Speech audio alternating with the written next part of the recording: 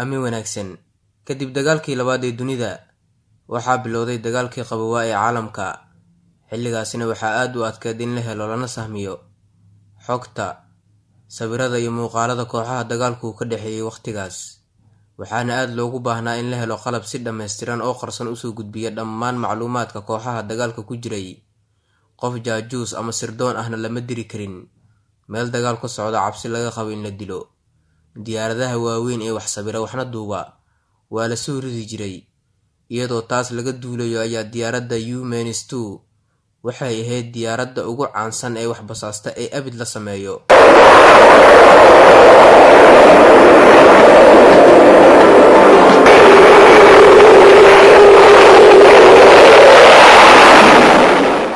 Marar badan ayaana loo isticmaalay in wax lagu basaaso, waxayna keentay xogo badan oo bini'aadam iyo diyaarado kale aysan awood u lahayn inay keenaan.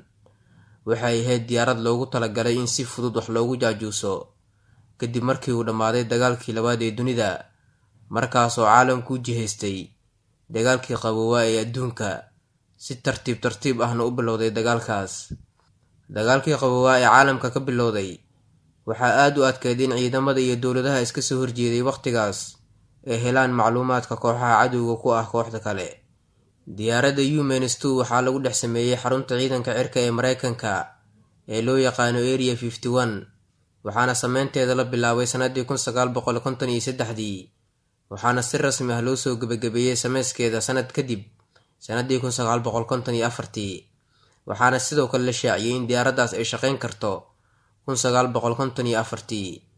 Diyaaraddan wax basaasta waxaa kaliya ay lahayd hal fadhi, waxaana raaci kara oo kaliya duuliyaha diyaaradda, waxayna duuli kartaa in ka fog dhulka 20 kilomitir.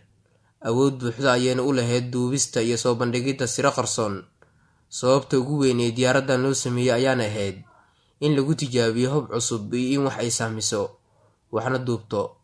Sanad kadib 1955 waxaa lagu sameeyay tijaabadii ugu horeysay ee koowaad, iyadoo la dulmarsiiyey hawada Midowga Suufiyeed, Shiinaha, Vietnam iyo waddanka Cuba. Waana diyaarad sahan oo joog sare ah. 104 xabo oo diyaarad oo noocan oo kale ah oo wax basaasa ayaana la sameeyay dunida. Waxaa jiray dhacdooyin badan oo ku lug lahayd diyaaradda U-2. Sanadii 1960, mid ka mid ah diyaaradaha wax basaasa ee Mareykanka ayaa lagu soo riday dhulkii Midowgii Suufiyeed. Duuliyihii diyaaradda ayaana waxaa gacanta ku dhigay maamulkii Midowga Suufiyeed, waxaana uu ku xirnaa xabsiga muddo dhan 2 sano intii lagu guda jiray qallaasihii gantaalaha waddanka Cuba. Injineerada diyaaraddani sameeyay waa ay ka shaqeeyeen horumar ballaaran ayayna gaarsiiyeen, oo ah inay duuli karto in ka fog diyaaradaha kale oo ay hawada geli karto. Intii lagu guda jiray dagaalkii Vietnam, dadka Mareykanka waxay adeegsadeen diyaaraddan inay ku sahamiyaan waqooyiga Vietnam ee waddankaasi dagaalku ka socday. Ilaa iyo hadda diyaaraddan wax basaasta ee U-2 waa la isticmaalaa. Ciidanka cirka ee Mareykanka weli waxay ka shaqeeyaan isla diyaaraddan oo U-2 oo la bedelay, balse looma isticmaalo sidii diyaarad wax basaasta. Diyaaradaha hadda jira waxa ay leeyihiin fiilo ka waaweyn kuwii hore oo shidaal ka yar kuwii ka horeeyay ayay isticmaalaan.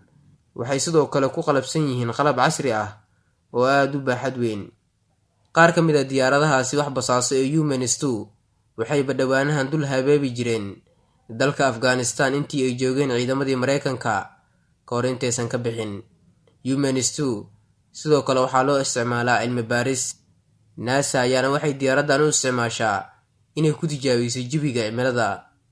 Diyaaraddanna waa mid ka mid ah diyaaradihii ugu basaaska fiicnaa ee dunida soo mara, inkastoo hadda la casriyeeyay lagana dhigay kuwa ka duwan kuwii hore. Diyaaradda ugu basaaska badan dunida waa U-2. Muuqaalkii aan kaga hadlaynayna intaan ayaan kusoo gabagabeynayaa. Haddii aad ka mid tahay dadka xiiseeya taariikhaha noocan oo kale ah iyo xogaha ka qarsoon dadka, laag saar muuqaalkan si uu u gaaro asxaab fara badan.